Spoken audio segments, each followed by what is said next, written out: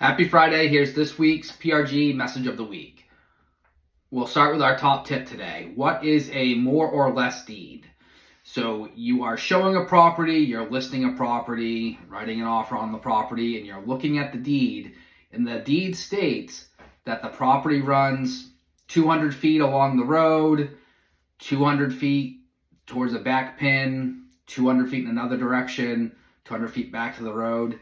And it's followed by more or less with each of those measurements. And then it states the property contains 1 acre, more or less. What does that mean? That means that you have somewhere between probably 3/4 of an acre and 1.5 acres. A more or less deed does not take into account certain curves in the property or curves in the road. It's completed by a title company. It's not completed by a surveyor. So the only way to truly know what the property dimensions are or how much property there is to have a surveyor go out and verify. So just because it says more or less 1 acre, that doesn't mean that there's an acre there. Just because the town website advertised says 1 acre, that doesn't mean there's a full acre there. Unless you have a survey or a deed description that was completed by a surveyor, you don't know the exact amount of acreage that is right there. So in that situation, if you're writing an offer, listing a property, or showing a property, there are certain things you want to do.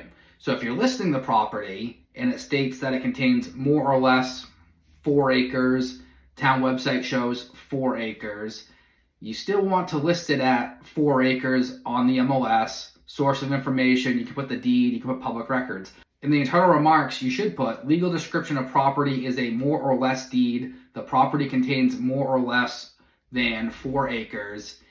Buyer should verify with a surveyor.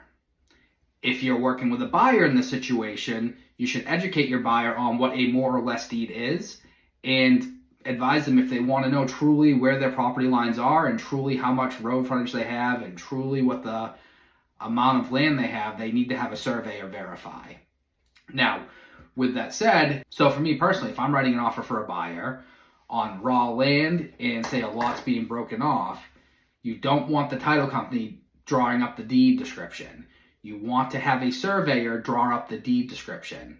If you're in a situation where you have someone buying, say, 4 acres with 400 feet of road frontage and it's a 2 acre minimum zone with a 200 feet of road frontage minimum as well, if you have a more or less deed, when you go to split up the lots and you get a surveyor out there to verify the amount of land you have, you could end up with 390 feet of road frontage and like 3.5 acres, which will make it so you can't split the lot.